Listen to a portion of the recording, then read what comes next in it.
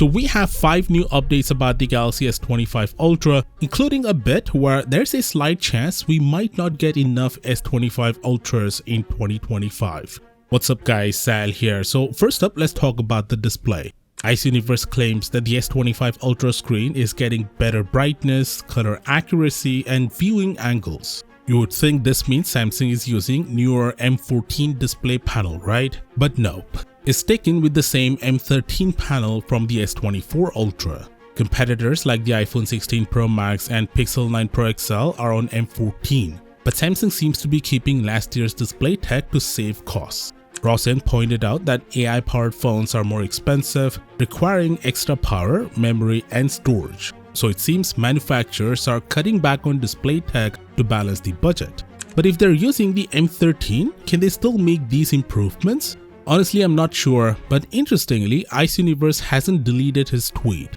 He usually deletes tweets if he's wrong, which hints these upgrades will still end up on the S25 Ultra. Still, it's a bit disappointing to pay premium prices and not get the latest tech, especially since the M14 is 20 to 30% more efficient. Moving on, the color options. We now know what to expect for the S25, S25 Plus, as well as the Ultra.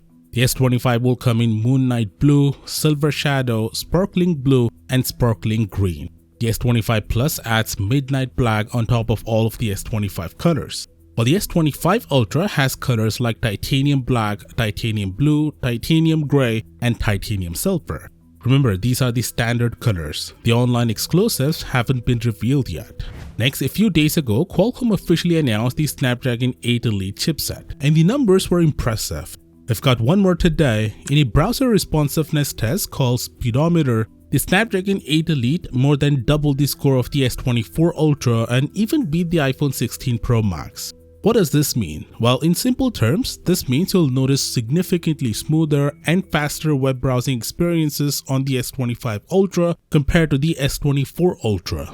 Speaking of the Snapdragon 8 Elite, Exynos has confirmed that all models in the S25 lineup will use it. No Exynos or MediaTek variants this time around. Samsung's going all in with Snapdragon globally, and with the 8 Elite's performance, that's great news. Even better, the S26 lineup will also stick with Snapdragon.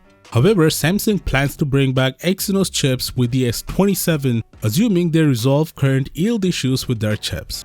Personally, I'm skeptical that Exynos will match Snapdragon, but I hope they don't drop Exynos entirely. Competition is good for pricing, and a Snapdragon monopoly could drive chip prices up. Now let's talk about the Qualcomm ARM drama that could potentially leave Samsung with no Snapdragon 8 Elite chipset for the S25 Ultra. Qualcomm might actually lose its license to make Snapdragon chips due to a fallout with ARM over the Snapdragon 8 Elite. Here's a quick summary.